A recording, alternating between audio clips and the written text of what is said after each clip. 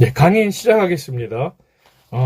오늘부터는 이제 그 본문, 우리 마가복음, 우리 지난 두 주간은 우리 개론 형식으로 마가복음은 이러한 성경 말씀입니다.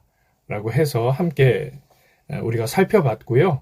이제 오늘부터는 마가복음 이제 본문을 들어가도록 하겠습니다. 지금 유인물을 가져가신 우리 이제 분들께서는 제가 드렸던 그러니까 총 우리가 이제 성경 공부의 순서를 간단하게 말씀드리면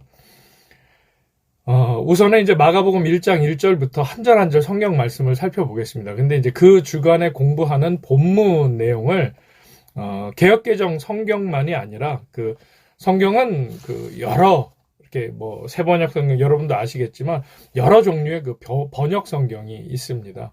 그래서 그 번역 성경들을 5가지 번역 성경을 같이 비교하면서 우리가 본문을 읽으려고 하는데요. 그 이유는 이 개역개정 성경과 또 다른 성경들이 어떤 단어의 차이가 있고 또 어떤 표현의 차이가 있는지를 보면서 조금 더 이 본문에 충실하기 위한 그런 의도로 이렇게 비교 본문들을 준비했습니다. 그래서 지난주에 나눠드린 자료, 지난주엔 조금 본문이 길었어요. 1절에서 13절. 그래서 우선은 지금 성경 말씀을 우리가 같이 읽겠는데요. 지난주에 나눠드린 그 2장의 유인물 중에 우리가 먼저 익숙한 개역개정 성경, 오늘 본문이 마가복음의 이제 서론이면서 또 예수님의 그 유대 사역 말씀드렸죠. 마가복음은 아주 그 긴박하고 빠르게 그 진행이 되는데 우리 마태복음이나 누가복음에 나오는 예수님의 그 어린 시절에 대한 언급이 없이 바로 이제 그 성장하신 예수님의 사역부터 그렇게 시작을 하게 됩니다. 그래서 그 내용들을 같이 우리가 살펴보려고 하는데요. 자, 마가복음 1장 1절입니다.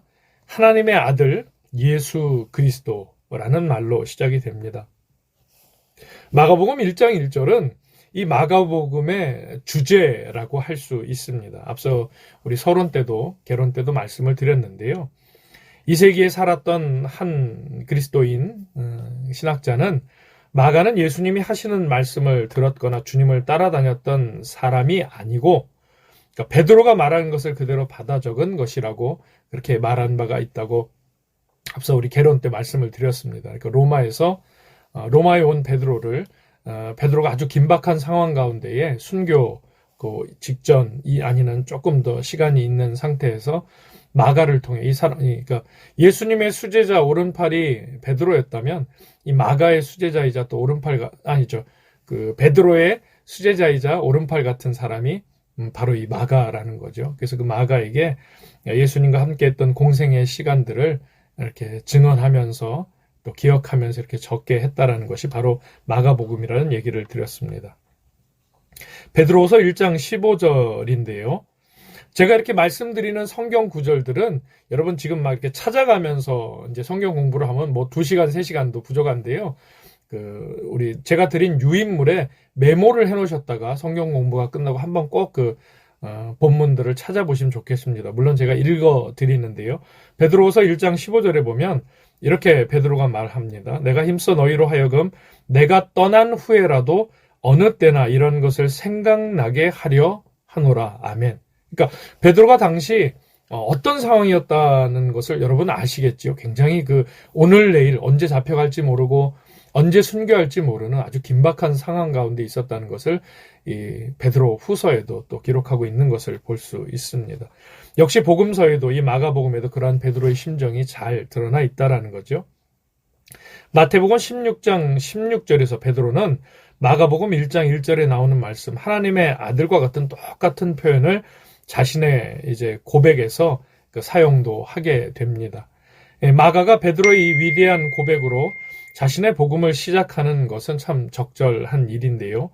예수님의 생애에 관한 베드로의 요약은 사도행전 10장, 그러니까 예수님의 생애에 관한 베드로의 요약의 말은 사도행전에 보면 오순절 베드로의 설교가 있거든요. 10장 38절부터 42절까지 그 내용 중에 또 내용이 잘 있습니다. 메모해 두셨다가 사도행전 10장 38절에서 42절 베드로의 설교 내용을 예수님의 이 공생애를 요약한 이 내용을 여러분 잘 또 메모해 놓으셨다가 한번 보시면 좋겠습니다. 자, 이제 거기 문항들을 하나씩 보면서 말씀을 나누겠는데요. 자, 마가에 관한 정보에 대해서는 다음에 성경 구절들을 참조하라라고 되어 있는데, 여기 지금 하나, 둘, 셋, 넷, 다섯, 6가지 구절이 있는데요. 일단 사도행전 12장, 우리 같이 옆에 성경책 있으시죠? 사도행전 12장 12절에서 25절까지 말씀 한번 먼저 보겠습니다. 다른 성경 말씀들은 여러분 일주일 전에 유인물이 나가니까요. 여러분들 꼭 이 성경 말씀 찾아서 보시고 읽어보시고 이 유인물에다 메모라도 해놓으시면 나중에 이 유인물들이 이제 1년 끝나고 모아지면 아주 귀중한 그 성경 공부 자료, 그리고 그 쓰시면은 더 기억이 잘 됩니다. 그냥 귀로만 들으시지 말고요. 한 가지만 보겠습니다. 사도행전 12장 12절에서 25절까지 말씀인데요. 찾으셨죠? 신약성경 208쪽에 있는데 사도행전 12장 12절에서 25절, 깨닫고라고 시작하시는 그 부분이면 잘 찾으신 겁니다. 같이 읽겠습니다. 25절까지. 깨닫고 마가라 하는 요한의 어머니 마리아의 집에 가니 여러 사람이 거기에 모여 기도하고 있더라. 베드로가 대문을 두드리는데 로데라 하는 여자아이가 영접하러 나왔다가 베드로의 음성인 줄 알고 기뻐하여 문을 미처 열지 못하고 달려들어가 말하되 베드로가 대문 밖에 섰더라 하니 그들이 말하되 내가 미쳤다 하나 여자아이는 힘써 말하되 참말이라 하니 그들이 말하되 그러면 그의 천사라 하더라. 베드로가 문 두드리기를 그치지 아니하니 그들이 문을 열어 베드로를 보고 놀라는지라.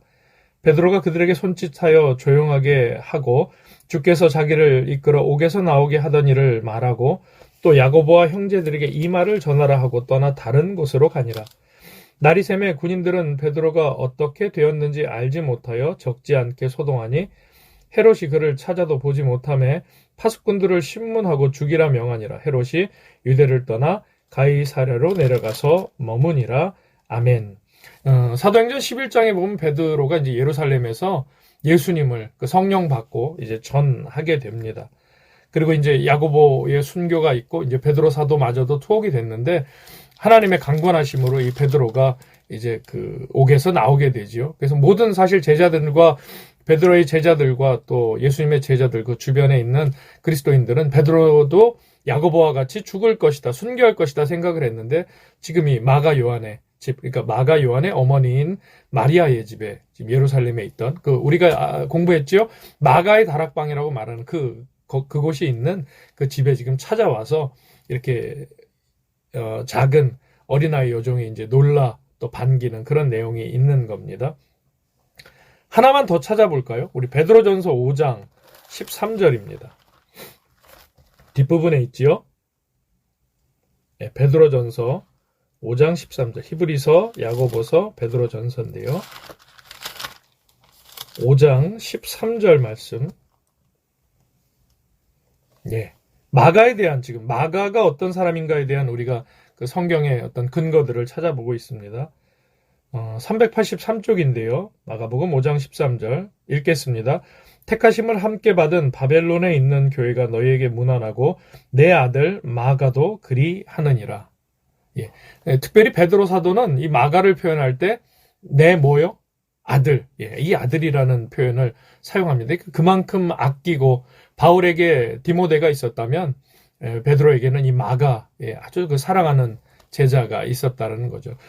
다른 우리 그 골로새서나 디모데후서는 여러분들께서 꼭 그 사전에 또는 오늘이라도 공부 마치고 찾아보시면 좋겠습니다.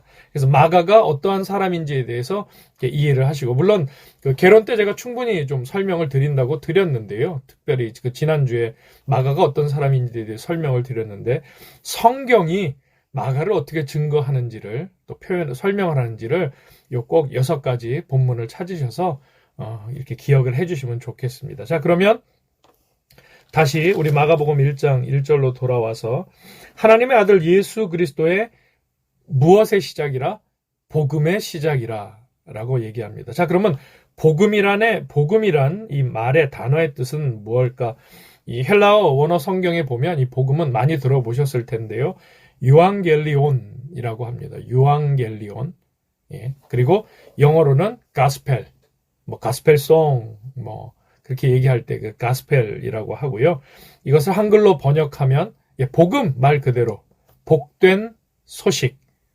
그러니까 복된 소식이 뭐죠? 더 구체화시키면 예수 그리스도를 일컫습니다.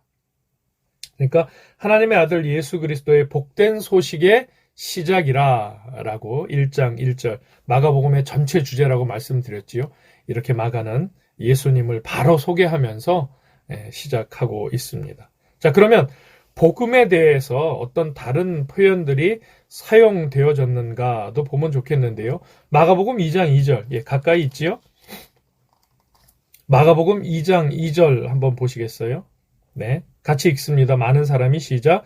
많은 사람이 모여서 문 앞까지도 들어설 자리가 없게 되었는데 예수께서 그들에게 도를 말씀하시더니 라고 얘기합니다. 이 도라는 단어가 있는데요.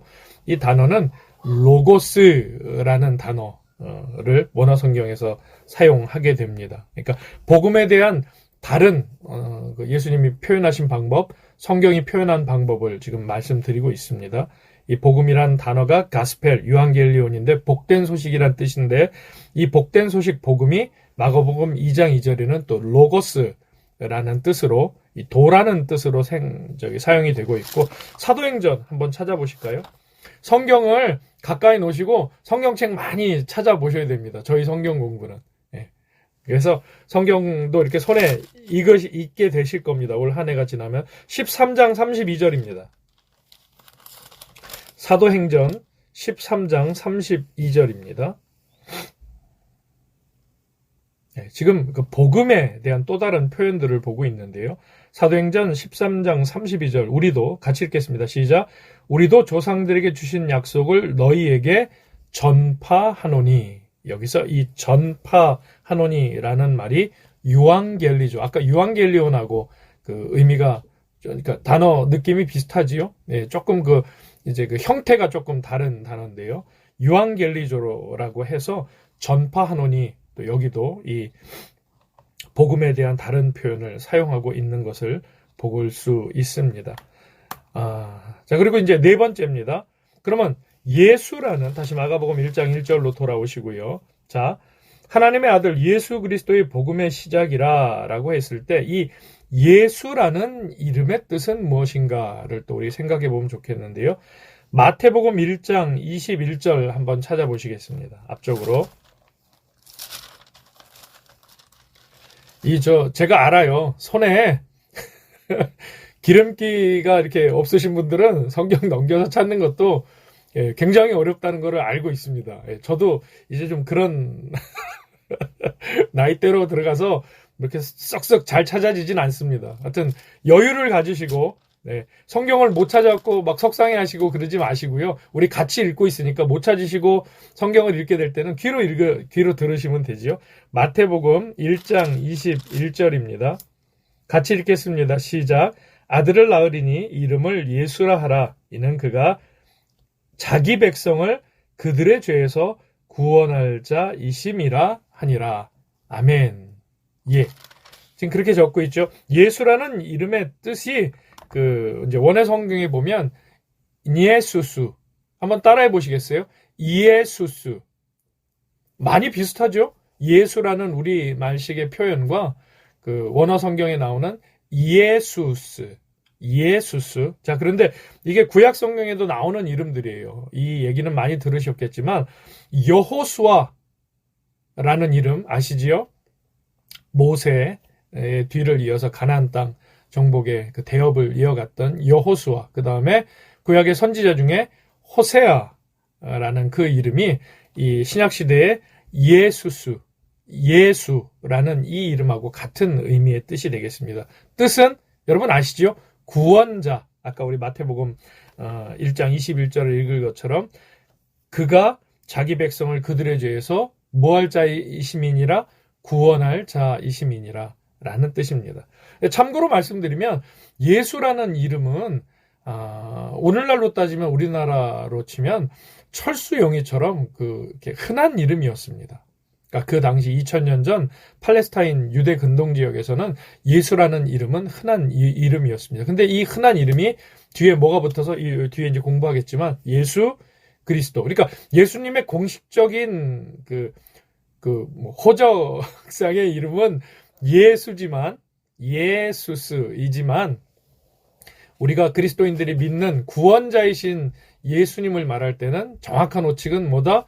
예수 그리스도, 그리스도 예수라는 호칭이 맞습니다.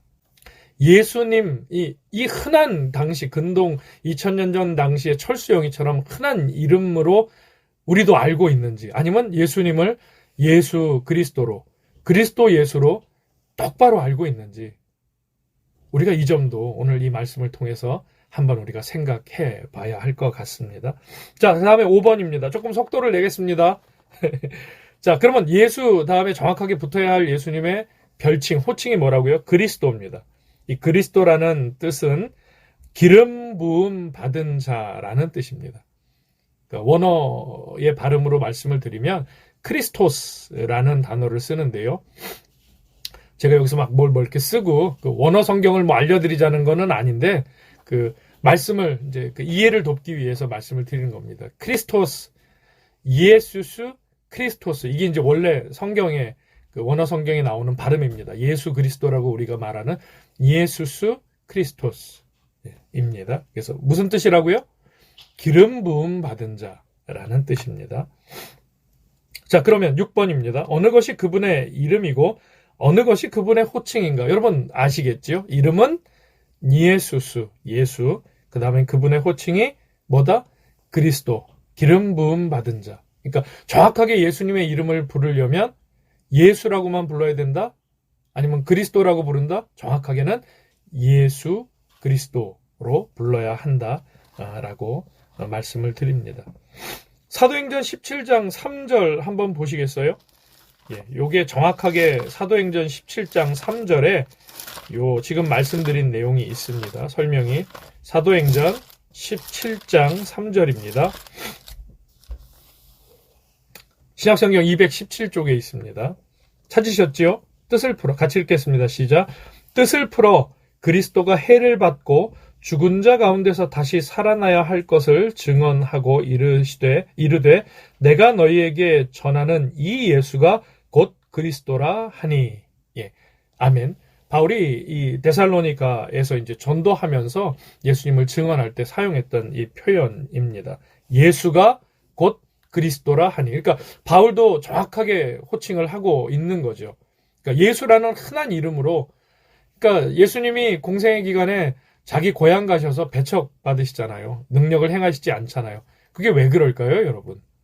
그러니까 너무 익숙한 거예요. 30년을 같이 살았던 요셉의 아들, 저 목수쟁이의 아들 예수가 회당에 와서 갑자기 막 하나님 평소 들어보지 못했던 말들을 쏟아내니까 그냥 이제껏 자신과의 경험과 관계와 인지 정도에서 예수님을 이해하고 그 예수님의 말씀을 말씀으로 받아들이지 못하는 그 동네 사람들 또 친인척들의 모습을 우리가 성경을 통해서도 보게 됩니다.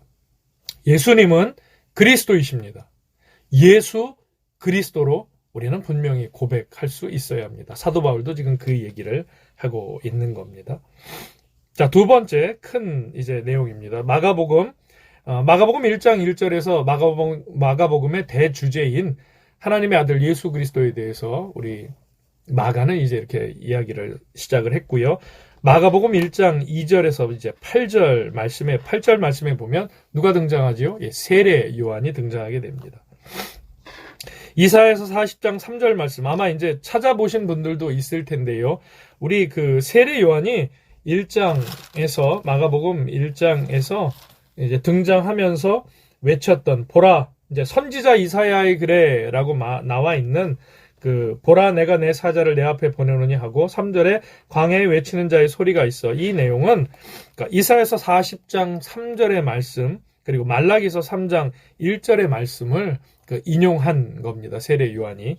그래서 읽어보면 제가 이건 읽어드릴게요. 여러분 메모해 놓으셨다가 꼭 읽어보시면 좋겠습니다. 물론 미리 지난주에 부탁을 드려서 찾아 계신 분들도 있을 텐데요.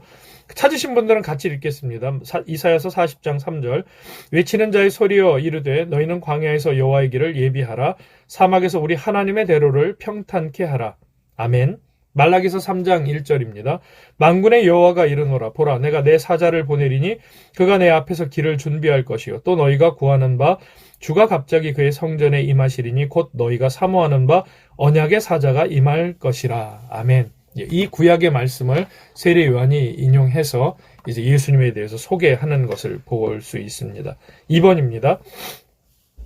이사야는 예수님이 태어나시기 전에 약 한 800년 전에 활동을 했던 그런 사사고요. 예, 선지자고요. 이사야서 40장 3절 말씀 우리가 아까 읽었던 세례 요한이 인용했던 말씀을 기록한 이제 선지자입니다. 뭐 지금도 뭐 이 시대도 대통령이나 외국의 국빈이 오면은 그 예전 차원에서 그러니까 사전에 뭐 경호처가 됐던 어디가 됐던 사전에 이제 미리 가서 그 이제 준비를 하지요. 묵을 곳 또 이동할 동선들을 이렇게 살펴보게 됩니다. 그러니까 그런 일을 예수님을 예비하는 6개월 전에 먼저 태어난 세례 요한이 이 일을 준비하기 위해서 주님이 오실 길을 준비하기 위해서 내가 지금 이 회개의 복음을 이 회개를 천명하고 있다라는 것을 세례 요한이 직접 얘기하고 있는 겁니다. 그러니까 세례 요한은 자신의 정체성, 이 땅에 보냄받은 바를 분명히 잘 알고 있었습니다. 그리고 그는 그렇게 고백을 하고요. 마가복음 1장 3절, 그러니까 세례 요한은 예수님보다 몇 개월 먼저 태어났다고요? 6개월 먼저 태어났다고 보고요. 또 어디서 그가 회개를 외쳤지요? 광야에서. 이 광야는 유대 광야를 얘기합니다. 그리고 또 그가 한 일이 뭐가 있는데 우리 오늘 본문에 나오는데 예수님께 뭘 베풀죠? 세례. 예, 침례도 맞는 말입니다. 우리 개역개정 성경에는 세례로 되어 있지만 침례도 같이 사용하는 말입니다. 틀린 말 아닙니다. 자, 예수님께 세례를 베풀고 광야에서 회개를 외쳤으며 예수님보다 6개월 먼저 와서 예수님 오실 길을 이제 사역의 그 공생의 길을 준비했던 분이 바로 세례 요한이다. 그 다음에 3번. 자, 광야. 여러분 광야 하시면 뭐가 떠오르세요? 지금 1장 4절에 나오는데 세례 요한이 어디에 이르러 죄사함을 받는 회개 세례를 베풀었다? 이제 광야입니다. 광야지요. 네. 광야 하면은 어떤 이미지가 떠오르시나요? 저도 그 이스라엘 성지순례를 못 가봤는데, 그러니까 우리나라에서는 광야라고 표현할 만한 그거는 예전에 그 여의도 광장, 그러니까 지금은 이제 여의도 공원이지요. 예전에 그 빌리 그레함 목사님 오셔서 80년대 초에 저희 어머니 손 붙잡고 그 아스팔트 위에 앉아서 그 집회를 했던 기억이 나는데요. 예, 그게 좀 광야 같은 느낌이 아니었나 생각을 해봅니다. 굉장히 넓은 그 여의도 광장에 수많은 사람들이 모여서 있었던 기억이 있는데 여러분들은 혹시 그 광야라는 느낌이 나는 우리나라 어디 그 명소를 아시는 데가 있는지 모르겠네요. 근데 우리나라의 광야라고 해도 이 유대 광야하고는 또 비할 바가 아닌 거죠. 굉장히 척박한 곳입니다. 밤에는 아주 그 그러니까 기온차가 굉장히 심하다고 해요. 밤에는 기온이 뚝 떨어지고 낮에는 또 한낮의 태양은 그 태양을 바로 우리 수가성 여인의 예처럼 사마리아성 수가성 여인의 예처럼 그 한낮에 사람을 피해서 한낮에 물을 떨어 가야 되는. 그러니까 한낮은 그렇게 덥다라는 거예요. 사람이 오고 가지 않을 정도로. 그렇게 일교차가 심한 것이 이 또 광야입니다. 말로 표현할 수 없을 정도로 거칠고 황량한 곳이 광야이지요. 그리고 바위 투성이와 깊은 계곡, 모래 언덕이 가득하고 이 마을이나 농가 같은 것을 찾아볼 수 없는 것이 이 광야의 그 상황입니다. 자, 그리고 지도 드렸죠? 예, 지도. 요 지도 보이시죠? 자, 이제 지도 가지고 조금 우리가 그 같이 좀 저기를 보면 좋겠는데요. 일단은 요 지도를 잘 살펴보시면 좋겠습니다. 자, 지도에서 유대 지역 예루살렘 요단강을 한번 찾아보시겠어요? 예. 제가 생각 없이 그 영어로 된 지도를 하고 이걸 또 다 이렇게 한글로 바꿔놓느라고 영어를 잘 하시는 분들도 있으시겠지만 자, 그랬는데 자, 유대 지역 어딨나요? 네. 우리 그 사해 옆에 보면 예, 유대 그쪽이 이제 유대 지역입니다. 지금 요쪽에서 예수님이 세례 요한에게 침례를 받게 되시는 겁니다. 자, 다음에 예루살렘 찾아보시겠어요? 어디지요? 그 유대라고 쓰인 위에 베들레헴이 있고 베들레헴 위에 뭐가 있죠? 예, 예루살렘 거기 있습니다. 여러분 지도만 잘 아셔도 제가 한 다다음 주까지는 요 지도를 그러니까 이 지도는 계속 가지고 계셔요. 모든 공부를 할 때 요 지도는 여러분 꼭 그 지참을 하시고 4월달, 5월달 공부까지는 이 지도를 지참을 하시고 같이 공부를 하시면 더 이해가 잘 되실 겁니다. 지명이 나오고 할 때, 예수님의, 이제 다음 주에는 예수님이 사역하셨던 그 동선이 똑같은 지도에 표시가 될 텐데요. 그 지도들을 잘 모아놓으시면 좋겠습니다. 자, 여러분 요단강 한번 찾아보시겠어요? 사해에서 시작돼서 저 갈릴리 바다까지 이어지는 쭉 리버 요르단이라고 돼 있죠. 요단강, 거기가 요단강입니다.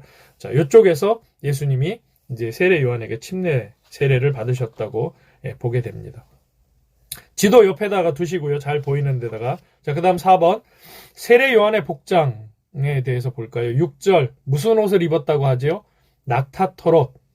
낙타털옷. 입어보신 적 없죠? 저도 없습니다.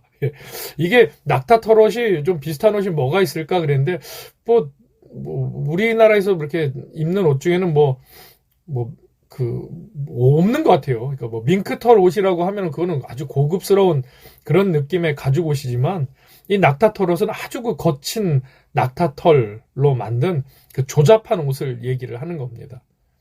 그러니까 뭐 하나 걸칠 수 없어서 그냥 하나 이렇게 입은 거죠. 그냥 걸친 거죠. 입었다. 옷이라고 할 수 없는 어떤 그런 복장 상태를 얘기하는 겁니다. 근데 이게요, 여러분, 선지자의 복장입니다. 이 낙타털 옷이라는 이 단어의 뜻이 의미가 이 선지자의 복장을 얘기합니다.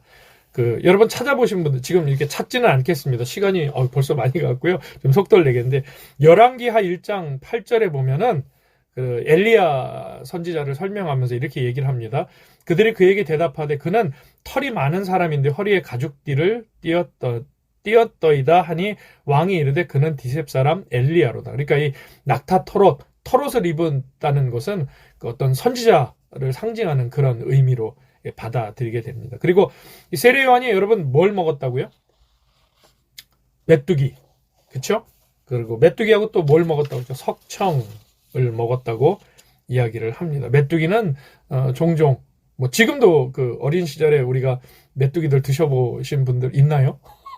우리 성경 공부 하시는 분들 중에 메뚜기 드셔보신 분들이 있나 모르겠네요. 근데 2000년 당시에 팔레스타인 지역, 유대 지역은 메뚜기는 종종 음식으로 사용이 되었다고 합니다. 그리고 신들매, 우리 표현이 있지요. 노예들이 주인의 신발끈을 메어주는 것이 그때 관습이었어요. 그래서 세례 요한의 이 표현, 나는 뒤에 오시는 그분의 신발끈을 매기에도 감당할 수가 없다. 그러니까 노예들이 주인의 신발끈을 메어주는 그 당시 상황을 이 자신의 회개의 말을 선포되어지는 이야기를 듣는 사람들에게 잘 설명하게 해주기 위해서 이런 또 적절한 예를 사용했던 것이요. 자, 5번. 자, 주의 길을 예비하라. 요거 숙제입니다, 여러분. 지금 우리가, 이렇게, 대화가 가능한, 우리 공부가 아니다 보니까 이제 뭔가 이렇게 소통을 할 수 있고 그럴 수가 없어서 저기 한데요. 여러분들께서, 자, 주의 길을 예비하라. 그러니까 예수님을 예비하는 말씀을 가지고 세례 요한이 6개월 먼저 와서 유대 광야에서 이렇게 예수님을 전하고 복음을 이제 주님 오실 길을 예비했는데, 자, 저와 여러분이 올해 거기 지문에 있지요. 저와 여러분이 주님의 길을 예비하기 위해 조금 더 구체화해 볼까요? 재림하시는 주를 예비하기 위해 올 한 해 내가 할 수 있는 일이 무엇일까? 오늘 성경 공부 끝나고 오늘 하루 또는 이번 한 주간 고난주간 이 일도 우리가 같이 좀 묵상해 보면 좋을 것 같습니다. 숙제라고 하면 또 좀 느낌이 좀 싸구려가 되니까 요거는 우리 개인적인 묵상 큐티 제목으로 하면 좋겠습니다. 주의 길을 예비했던 세례 요한의 그 영성으로 이 시대 2000년이 지난 우리 지금 이제 예수님의 재림이 얼마 남지 않았다고 많은 사람이 얘기하는 이때에 기름과 등을 함께 준비한 우리 신랑 되신 예수님을 준비하는 그리스도의 신부로 저와 여러분이 주님 오실 그 길을, 예수님의 다시 오심을, 재림을 어떤 모습으로 우리가 내 삶 속에서 준비할 수 있는지에 대해서 우리가 꼭 한번 묵상 그리고 생각해 보면 좋겠습니다. 자, 마가복음은 1장 2절 3절에서 구약 성경을 지금 인용하는데요. 그리고 여기와 다른 한 곳에서만 구약 성경을 인용합니다. 제가 서론 때 말씀드렸지요. 마태복음에는 굉장히 구약 성경에 인용이 많은데 마가복음은 그렇지 않다 그랬어요. 그 이유가 뭐라 그랬죠? 이 마가복음을 읽는 대상들이 구약의 율법을 잘 아는 사람이다, 모르는 사람이다? 네, 모르는 사람이다. 알 필요가 없다. 그렇기 때문에 구약의 선지자의 글들이나 말을 잘 인용하지 않는다라고 말씀을 드렸습니다. 자, 그러면 복습 차원에서 마가복음은 누구를 대상으로 쓰여진 것이다? 네, 로마의 기독교인들, 또 최소한 이방인들을 위해서 이 글이 쓰여졌다. 성경이 쓰여졌다라고 말씀을 드렸습니다. 자, 3번입니다. 마가복음 1장 9절에서 17절인데요. 세례 혹은 이제 침례, 그리스도의 예수 그리스도의 이제 공생애가 시작이 되게 됩니다. 말씀드렸지요. 마가는 예수님의 어린 시절에 대해서 언급한다, 하지 않는다? 하지 않습니다. 바로 시작합니다.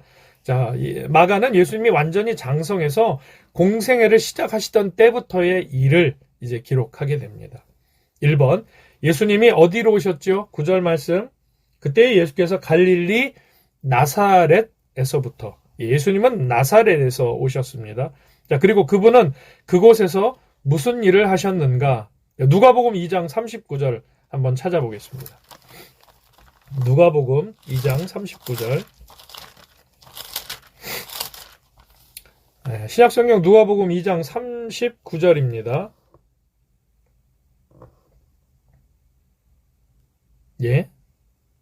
39절 읽겠습니다. 주의 율법을 따라 모든 일을 마치고 갈릴리로 돌아가 본 동네 나사렛에 이르니라. 아멘. 예. 그리고 40절 누가복음 2장 40절 아기가 자라며 강하여지고 지혜가 충만하며 하나님의 은혜가 그 위에 있더라. 이제 마태나 누가복음은 예수님의 어린 시절을 언급한다고 말씀을 드렸잖아요. 그래서 우리가 이제 익히 잘 아는 대로 예수님은 나사렛에서 뭘 하셨다? 아버지 요셉과 함께 목수일을 하셨던 분이 바로 우리 예수님, 예수 그리스도이십니다. 그러나 마가는 나사렛에서의 주님의 삶에 대해서 자세히 기록하지 않고 있다고 말씀을 드렸습니다. 2번, 예수님이 세례 받으신 장소, 지도 한번 보셔요. 예수님이 세례 받으신 장소는 요단강변 근처 어디요? 여리고로 보고 있습니다. 자, 지도에서 여리고 한번 찾아보세요. 찾으셨죠? 예, 베들레헴, 예루살렘, 오른쪽에 베다니, 그리고 베다니 위에 여리고. 예, 이 즈음에서, 요 요단강과 여리고 즈음에서 예수님이 세례 요한에게 유대 광야 쪽에서 세례를 받으셨다라고 얘기를 합니다. 자, 9절에 나오는, 마가복음 1장 9절에 나오는 그때 예수께서 갈릴리 나사렛으로부터 와서 요단강에서 요한에게 세례를 받으며, 그러니까 이 신약 성경에 요한이라는 이름이 많이 등장하게 되는데요. 이 요한이 여러분 세례 요한인가요? 아니면 그 예수님의 제자 요한인가요? 이런 질문은 안 드려도 되겠죠? 예. 예, 죄송합니다. 세례 요한입니다. 예, 세례 요한에게 세례를 받게 되십니다. 자, 3번. 자, 그 뒤에 하늘에서 들려온 음성이라는 그 부분이 있는데요. 1장 11절이죠. 너는 내 사랑하는 아들이라 내가 너를 기뻐하노라. 그리고 누가복음 3장 21절에서 21절에는 예수님에 관한 이제 추가적인 내용이 나옵니다. 이제 찾아서 읽어보시면 좋겠습니다. 제가 읽어드리겠습니다. 백성이 다 그러니까 예수님이 세례 요한에게 세례를 받으실 때 상황을 누가는 좀 추가적으로 설명을 한다는 거죠. 네, 누가복음 3장 21절에서 22절입니다. 백성이 다 세례를 받을새 예수도 세례를 받으시고 기도하실 때 하늘이 열리며 성령이 비둘기 같은 형체로 그의 위에 강림하시더니 하늘로부터 소리가 나기를 너는 내 사랑하는 아들이라 내가 너를 기뻐하노라. 아멘. 요 내용의 예수님의 요 세례를 받으시는 마가 복음에 나온 내용하고 조금 다르게 좀 추가된 내용이 있다는 것도 우리가 살펴보면 좋겠습니다. 자, 그리고 4번 요단강 서편 지역인 팔레스타인. 자, 요단강 지도 다시 보시겠어요? 예, 요단강의 서편 지역인 요 지역, 예, 요 지역 서편 지역인 여기를 뭐라고 얘기하냐면 요즘 이제 팔레스타인 땅이라고, 팔레스타인 지역이라고 합니다. 자, 세계의 중요한 지역으로 이제 이 지역이, 그러니까 이 근동 이 지역을 요 지역을 이렇게 지금 나누게 되는데요. 여기 팔레스타인 땅 지역을 이제 이렇게 나누게 되면 유대 지역, 유대 지역, 다음에 사마리아, 다음에 갈릴리 기억하시고요. 그 다음 오른쪽으로 와서 데가볼리, 베레아까지 기억하시면 좋습니다. 이 5개 지명. 왜냐하면 예수님의 공생애가 다 이 안에서 이루어집니다. 오고 가시는 모든 그 사역의 내용들이. 그래서 다시 한번 볼까요? 유대, 사마리아, 갈릴리, 데가볼리, 베레아. 신약 성경의 배경이 되면서도 또 사도행전에도 배경이 되는 요 5가지 지명을 여러분 잘 기억하시면 좋겠습니다. 하나님의 일을 여러분 하기 전에는 먼저 우리가 오늘 요 말씀을 통해서 조금 생각해 볼 것은 하나님의 일을 시작하기 전에 먼저 자신을 깨끗하게 하는 것이 꼭 필요합니다. 그래서 기도로 준비를 해야 된다고 우리가 늘 이야기를 하죠. 그냥 내가 일을 저질러 놓고 해놓고 그 뒷감당을 하나님한테 해달라고 하는 것이 아니라 시작도 하나님과 함께, 과정도 하나님과 함께, 그래야 성령님의 인도를 받으니까요. 그리고 그 일의 결과에 있어서도, 그리고 더 중요한 건 결과가 내 뜻대로 되지 않더라도 하나님의 결과, 하나님이 주시는, 하나님이 이루실 일들을 기대하며 끝까지 하나님과 시작과 끝을, 과정을 동행하는 것이 중요한 것이 바로 또 우리 신앙생활이라고 할 수 있습니다. 물로 씻는 이 상징적인 세례 침례의 의미는 구약 성경에서도 이제 자주 사용이 되었는데요. 시편 26편 6절에 보면 제가 읽어드릴게요. 여호와여 내가 무죄함으로 손을 씻고 주의 제단에 두루 다니며 라는 표현이 있습니다. 손을 씻고 주의 제단에, 성전에 두루 다닌다. 그러니까 성전에 들어갈 때의 어떤 그 기본적인 자세, 마음 자세. 이 손을 씻는다는 의미는 유대인들에게 말 그대로 손이 들어와서 씻는다는 의미도 있습니다. 그러나 우리가 신앙적으로 영적인 의미로 봤을 때는 하나님 앞에 우리 자신을 정결하게 하는 의미를 갖고 있다라는 거죠.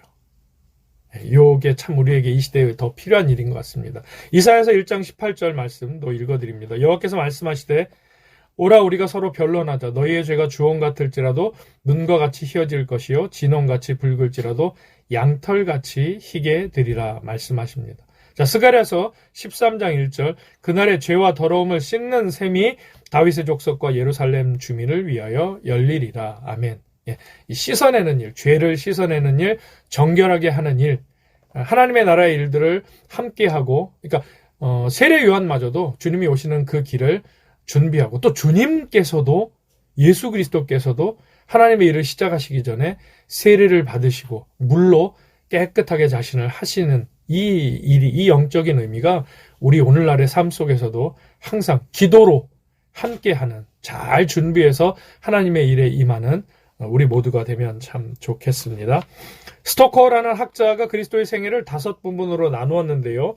요거는 우리가 여러분 읽어보시면 좋겠습니다. 2, 3, 4번만 좀 생각해 보시면 좋으면 사람들의 관심을 아직 받지 못한 시절이 주로 어디에서의 생활? 유대. 마가복음에서 굉장히 짧게 언급이 됩니다. 시작 유대, 갈릴리, 유대. 그러니까 예수님의 그 동선을 이제 앞으로 보면 알게 될 텐데요. 자, 사람들의 관심을 집중적으로 많이 받던 시절은 갈릴리에서 사역을 하실 때입니다. 근데 갈릴리에서 사역을 시작하시면서 사람들의 관심을 많이 받게 되시면서부터 역시 대적자들도 또 많이 생기게 되지요. 그 다음에 사람들의 반대를 집중적으로 받던 시절은 어디다? 아까 지도에서 베레아, 페레이라라고 지금 영어로 써 있는데요. 데가볼리 옆에 요단강 오른쪽에 베레아라는 이 지역에서 예수님은 그 생활, 사역을 하실 때 예수님의 사람들의 반대를 또 적극적으로 받게 되십니다. 자, 마가복음 이제 광야 시험인데요. 광야 시험인데요. 자, 요거 제가 오늘 사실 이 지도를 좀 설명을 해드리려고 했는데 지도는 우리 다음 주에 지도는 제가 설명을 좀 다시 드리겠습니다. 시작할 때에 이 지도를 한번 이렇게 설명을 해드리면 훨씬 성경을 이렇게 이해하시고 받아들이는데 큰 도움이 되실 거예요. 그래서 지도는 다음 주에 보고요. 요 나머지 광야 시험 내용은 진행하겠습니다. 오늘 조금 이해해 주세요. 시간이 조금 저기 했는데, 하여튼 제가 중간에 또 예수병원 얘기하느라고 시간을 조금 잡아먹었는데 양해를 부탁드리고요. 앞으로는 1시간 안에 가급적 마칠 수 있도록 하겠습니다. 좀 속도를 내겠습니다.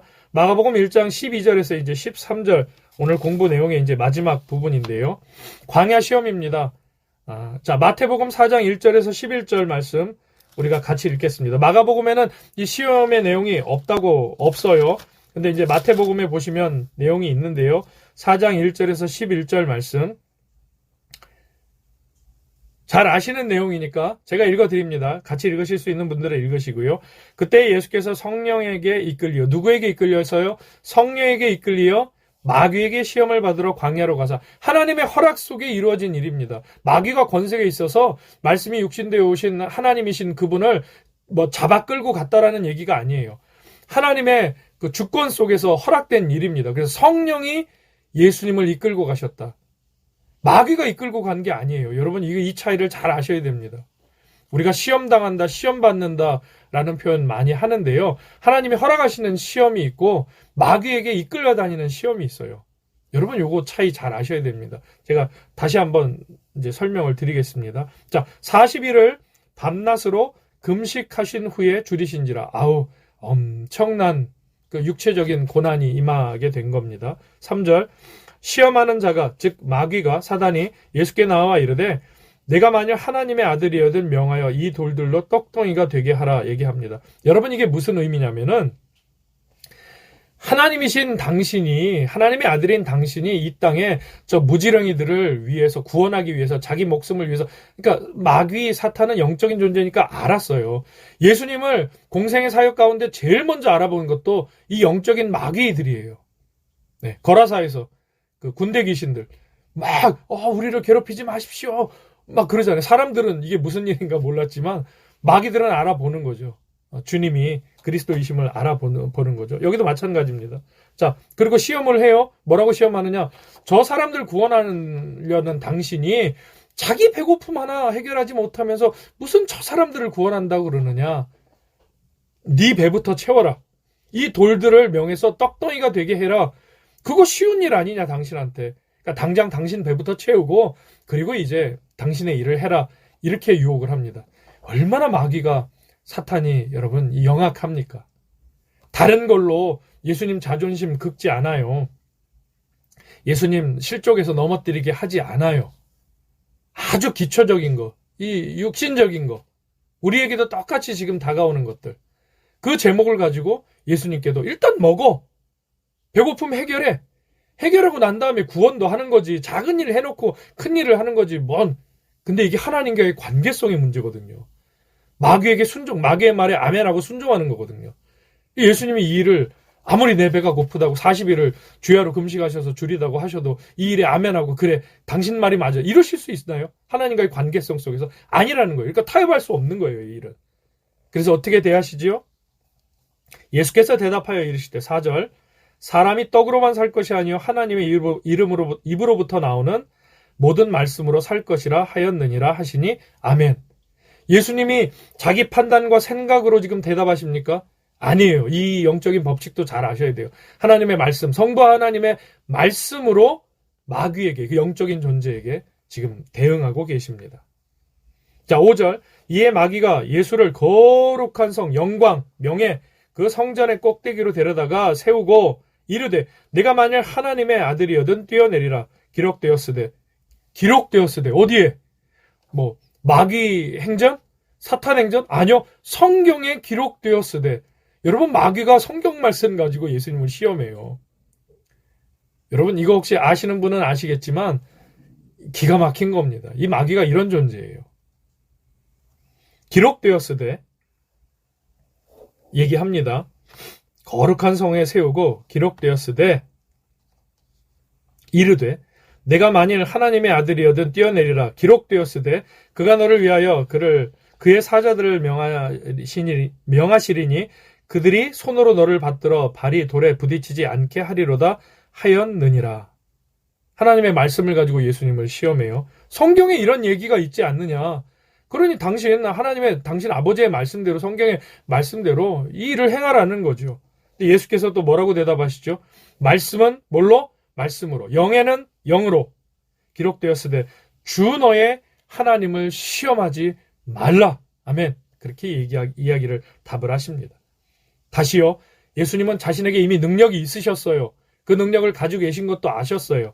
그러나 자신에게 주어진 능력과 권세로 마귀에게 대하시는 게 아니라 철저하게 하나님 영광, 하나님의 말씀으로 영은 영으로 대하고 계시다는 것을 여러분 꼭 그러니까 마가복음에는 요 내용이 없지만 이 마가복음의 내용을 설명하기 위한 마태복음 4장 1절에서 11절에 이 내용을 여러분 꼭 참고하시면 좋겠습니다. 철저하게 하나님께 영광, 하나님의 말씀으로 영의 일은 영으로 지금 대하고 계시다는 거. 8절 마귀가 또 그를 데리고 지극히 높은 산에 가서 천하만국과 이제 가장 우리도 약한 그 명예, 권세, 천하만국과 영광을 보여주며 이르되 만일 내게 엎드려 경배하면 이 모든 것을 내게 주리라. 최후 통첩 같은 마지막 일이죠. 하나님의 말씀을 근거로도 예수님께 시험을 했지만 이제 내게 복종하면 이 모든 것을, 이 영광을 다 주겠다라고 이야기를 합니다. 10절 여러분 혹시 성경을 보시는 분들이 있으면 같이 읽겠습니다. 이에 시작. 이에 예수께서 말씀하시되 사단아 물러가라. 기록되었으되 주 너의 하나님께 경배하고 다만 그를 섬기라 하였느니라. 아멘.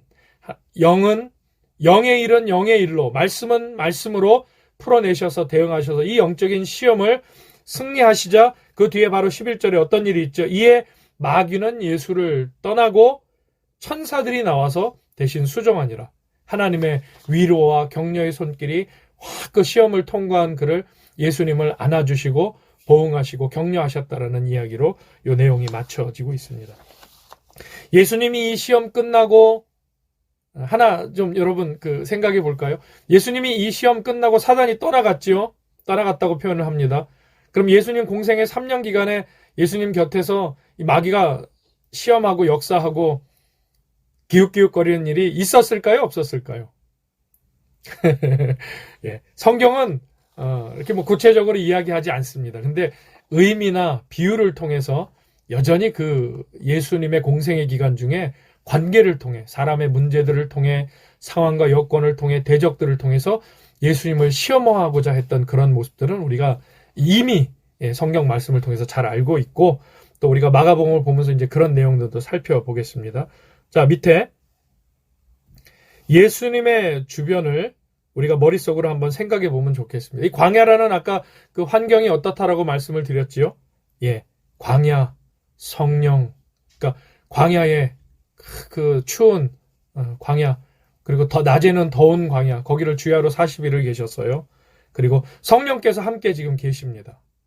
성령께서 계셨기 때문에 우리 예수님께서 또 이 하나님의 지혜로, 명철로 말미암아 이 사단의 시험을 승리하실 수 있었던 거죠.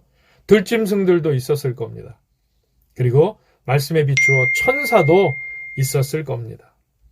그러니까 시끄럽고 어수선한 상황에서 마귀의 시험이 여러분 오는 게 아니라는 거예요. 여러분 요거는 우리 묵상 내용입니다.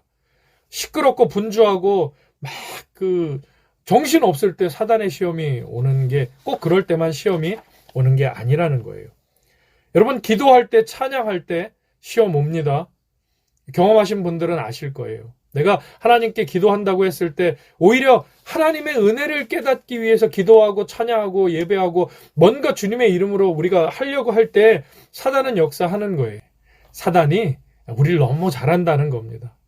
예수님도 너무 잘 알았어요. 그래서 그 예수님에게 정말 필요한가가 뭔지를 가지고 시험했다는 것을 우리가 조금 전에 이야기를 나눴지 않습니까? 그러니까 우리가, 여러분 이건 어떤 그 원리 같은 겁니다. 우리가 하나님의 은혜와 사랑과 그 구속의 기쁨과 구원의 감격으로 살아가기 위해서 애쓰는 모든 신앙적인 노력과 그 수고를 이제 사단은 그 노력과 수고를 흠집내고 기쁨과 감사를 빼앗는 일을 하는 게 사단 마귀의 일이에요. 귀신의 일이에요. 그래서 우리가 어떻게든 예수 그리스도를 믿는 구원에서 멀어져 가게, 구약의 이스라엘이 하나님을 떠난 것처럼 떠나게 만드는 일을 그가 한다라는 거죠. 늘 예수님 곁에 포도나무 대신 참 포도나무이신 예수님 곁에 붙어 살아가는 참 포도나무 가지인 우리 모두가 될 수 있기를 간절히 소망합니다. 예. 자, 마태복음에 따르면 첫 번째 시험이 뭐라고 했죠? 요거는 아까 한 얘기입니다. 이 돌들도 떡덩이가 되게 하라. 이 시험을 한 이유가 있다고 말씀을 드렸지요. 예. 그거는 아까 내용으로 우리가 이해하시면 되겠습니다. 자, 두 번째 시험, 뛰어내려라. 하나님의 아들이거든. 근데 사단이 성경 말씀을 가지고 예수님을 시험했다라고 말씀드렸죠. 근데 예수님께서 말씀은 뭘로? 말씀으로 풀어내십니다. 예수님의 지혜, 명철, 권세, 능력이 아니었어요. 세 번째 시험, 엎드려 경배하면 내게 이 모든 것을 주리라. 그러니까 단호하게 예수님 선언하시죠. 끊어내시죠. 사단아 물러가라. 주 너의 하나님께만 경배하고 그를 섬기라 하셨느니라. 신명기 6장 말씀입니다. 예수님이 신명기 말씀으로 이 사단의 이 시험을 승리하셔요. 이것도 의미가 있습니다. 자, 다음에 4번 보겠습니다. 그리스도의 공생에 어떤 시기에 사탄의 시험이 찾아왔는가? 여기 있네요. 예수님이 언제 또 이 시험 이후에 공생의 기간 중에 어떤 시험이 있었는가에 대한 얘기인데요. 자, 요거는 우리가 다음 시간에, 그러니까 앞으로 봐가면서 본문을 봐가면서 이제 그때그때 예수님이 이런 때 또 마귀의 사람들, 제자들을 통해 관계를 통해 또 예수님 스스로 그 십자가상에서도 겟세마네의 기도에서도 하나만 딱 보죠. 다음 주가 이제 사순절, 이제 고난주간, 성금요일이 있는 고난주간이니까. 여러분, 예수님이 다 이해하셨어요. 다 용납하셨어요. 다 용서하셨어요. 십자가에서 마지막에 그 말씀을 하시면서 저들이 자신이 하는 죄를 알지 못하니이다 라고 얘기하시고 다 용서하셨어요. 아가페 사랑을 보이셨어요. 그런데 여러분, 예수님께 일말의 기대가 있었어요. 왜냐하면 예수님 겟세마네에서 기도하시잖아요. 이 잔이 지나갈 수만 있다면 나에게서 지나가게 해주십시오, 하나님. 그런데 뭐라고 하셨죠? 금방 성령님이 역사하시니까 내 뜻대로 마옵시고 누구의 뜻대로? 아버지의 뜻대로 하옵시오. 그러니까 끝까지 아버지에 대한 그 신뢰와 믿음이 있었어요. 인간의 몸을 입고 오신 주님이시기 때문에. 그래서 모든 사람들이, 밑에 있는 사람들이, 제자들마저 나를 배반하고 배신하고 손가락질하고 종려나무 흔들면서 왕이 오셨다라고 했던 사람들 일주일 만에 다 그 손에 돌 들고 예수님 치고 할 때도 다 용서하시고 용납하셨어요. 근데 마지막 순간에 오직 하나님 한 분만 바라보셨던 분이니까.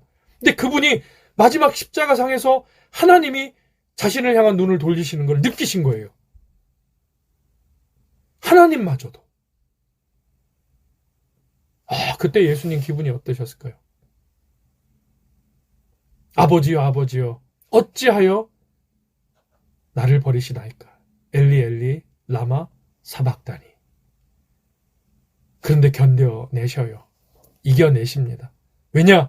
끝까지 하나님께서 이 일을 통해, 자신을 통해, 이 한 번의 이 대속의 제물로, 이 흠없는 어린 양으로, 화목제물로 드려지시기 위해 이 땅에 오셨다는 자신의 그 삶을, 정체성을 너무도 잘 아셨기 때문에 마지막 순간에 그 사단의 시험도 예수님이 통과하시는 거죠. 승리하시는 거죠. 그리고 완전한 이 죄와 사망의 권세로부터, 이 사단의 권세로부터 승리하시는 예수님을, 그 부활하신 예수님을 우리는 이제 믿고, 우리 역시도 주님 부활하신 것처럼 부활하게 될 것이고 영생천국에 살아가게 되는 그러한 구원의 길을 주님께서 열어주셨다는 사실입니다. 자, 오늘 공부 정리하겠습니다. 세례 요한이 예수님을 6개월 먼저 태어나서 예수님의 공생애를 준비하기 위해서 유대 광야에서 회개를 천명하는 그러한 복음을 전했고요. 그리고 그 요단강에서 예수님께서 공생의 시작 전에 오셔서 세례 요한에게 침례를 받으셨고, 그리고 침례 받으시자마자 뭘 받으셨다? 성령에 이끌리셔서, 사단에 이끌리셔서요? 아니요. 성령에 이끌리셔서 하나님의 허락 가운데 광야 40일 금식하시고 시험을 받게 되십니다. 그 시험을 예수님의 지혜와 능력과 예수님의 경험으로 이기셨다고요? 아니요. 하나님의 말씀으로 승리하셨음을 꼭 기억하시기 바랍니다. 그리고 이 영적인 사단 마귀, 이 어둠의 권세, 공중 권세 잡은 자가 주님, 그리스도이신 그분을 시험할 때 어떻게 시험했다고요?